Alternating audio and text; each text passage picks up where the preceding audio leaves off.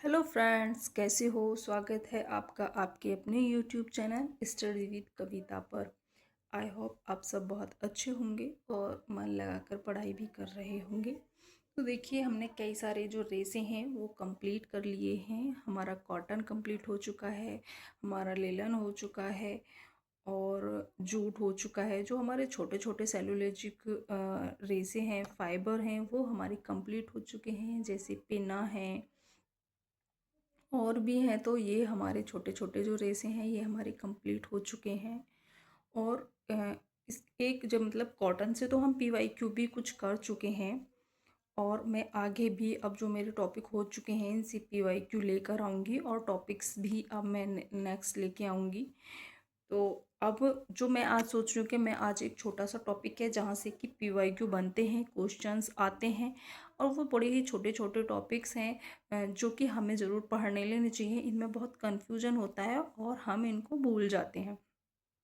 तो चलिए आज हम इनको देख लेते हैं।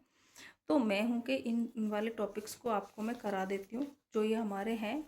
तो इसमें सबसे पहले हमारा कि जो हमारा ये है कॉटन का जो हमारा व्यास है वो कितना होता है। तो कॉटन का व्यास, लिलन का व्यास और जो हमारा है रेशम रेशम का व्यास, इनका व्यास पूछा जाता है कि किसका व्यास कितना होता है। तो हम इनको अलग अलग में कन्फ्यूजन रहता है तो एक साथ ही पढ़ लेते हैं और हम इनको एक साथ ही याद कर लेते हैं। तो हमारे लिए ये बहुत इजी हो जाएगा और हमें याद भी रहेगा। और एक छोटी वीडियो जिसका कोई आप रिवाइज कर सकते हैं। आप ये वीडियो बहुत लंबी नहीं है, आप इसको 2 मिनट 3 मिनट देखकर आपको इसको रिकॉल हो जाएगा। ये वीडियो इसीलिए होती है छोटी छोटी ताकि चीज़ों को हम जल्दी जल्दी रिकॉल कर सकें। तो देखिए, कपास का जो व्यास होता है वो होता है हमारा 12 से 20 माइक्रोन। कितना होता है? 12 से 20 माइक्रोन। और जो हमारा लेलन का होता है वो 15 से 18। कितना? 15 से 18। और 9 से 18 होता है हमारा रेशम का कितना होता है? 9 से 18 रेशम का होता है। कपास का होता है 12 से 20 और हमारा लेलन का होता है 15 से 18 और 9 से 18 होता है हमारा उसका रेशम का होता है व्यास हमारा। तो ये हमारे तीनों इनके व्यास पूछे जाते हैं, पूछे और भी जाते हैं, लेकिन ये 3 मेन हैं जिनके कि हमारे बार बार व्यास। तो ये थे हमारे इन तीनों के व्यास। तो बार बार इनको रिवाइज करिए। जब चीज़ों को हम बार बार रिकॉल करते हैं, बार बार रिवाइज करते हैं तो चीज़ें बहुत अच्छे से याद हो जाती हैं जिनको कि हम बोलते नहीं हैं। चलिए आप मेरे साथ फिर से बोलिए और रिवाइज करिए एक बार, क्योंकि अगर आप फिर से बोलेंगे और रिवाइज करेंगे तो बहुत अच्छा रहेगा। तो बोलिए, कपास कपास का व्यास जो होता है वो कितना होता है? 12 से 20 माइक्रोन होता है। फिर आता है लिनन का हमारा 15 से 18 माइक्रोन होता है। और फिर आता है हमारा रेशम का आता है हमारा 9 से 18 माइक्रोन। कितना होता है? 9 से 18 माइक्रोन। कपास 12 से 20, लेलन 15 से 18 और जो होता है ये रेशम इसका होता है 9 से 18। तो ये तीनों हैं, इनको बार बार रिकॉल कीजिए, ऐसे ही हमारे टॉपिक याद हो जाते हैं। फिर हमारा एक छोटा टॉपिक्स पूछा जाता है। इनके जो पूछे जाते हैं हाँ, नमी सोखने का प्रतिशत, मतलब कि कपास का नमी सोखने का प्रतिशत क्या है, कॉटन लेलन का क्या है और जो ऊन है उसका क्या है। तो ये हमारा पूछा जाता है। तो इसमें भी हमारा है, जो हमारा कपास का जो हमारी नमी सोखने की जो क्षमता होती है वो होती है 8.5%। कितनी होती है? 8.5% होती है हमारी कपास की नमी सोखने की क्षमता।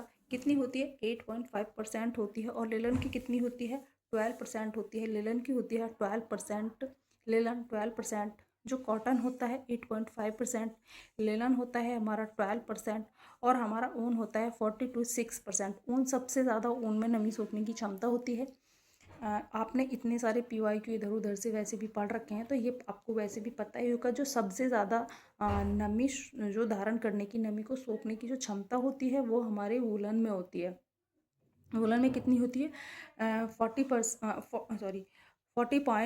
40.16%, यानी कि 14.16%।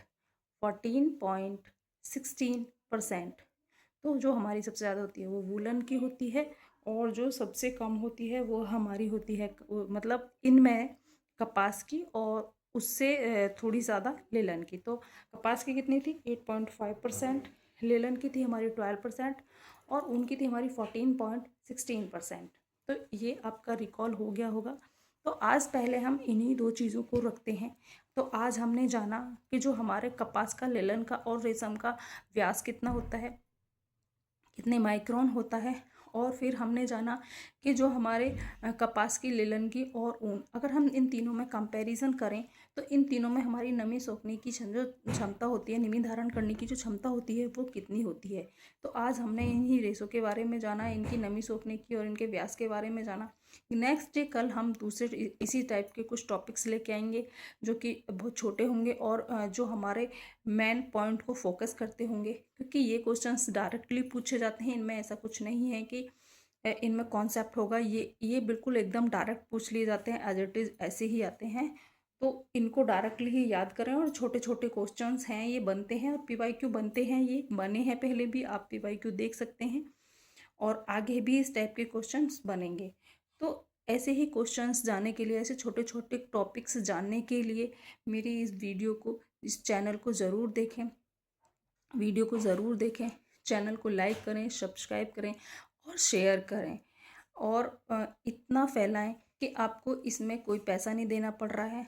अगर आप नीचे कमेंट बॉक्स में बताएं, अगर आपको कुछ नया चाहिए तो मुझे बताइए। आपको किसी नए टॉपिक पर वीडियो चाहिए तो नीचे कमेंट में बताइए। आपको कोई नई टॉपिक है या नया रेसा है या कोई दूसरा सब्जेक्ट है भी होम साइंस से, हालांकि मैं धीरे धीरे सारे सब्जेक्ट इसमें कवर करूँगी और बिल्कुल फ्री और कॉस्ट करूँगी। ये मैं पहले भी बता चुकी हूँ कि जितनी भी मेरी वीडियो आएंगी, मेरा कोई पेड कोर्स नहीं है, मैं सारी फ्री वीडियो लेके आऊँगी। तो आप मेरा साथ दें, क्योंकि साथ, एक दूसरे का साथ देने से ही हम आगे बढ़ते हैं। तो प्लीज़ आप चैनल को सब्सक्राइब जरूर करें। तो मिलते हैं कल हम नए टॉपिक के साथ नेक्स्ट डे। तब तक के लिए बाय बाय, थैंक यू।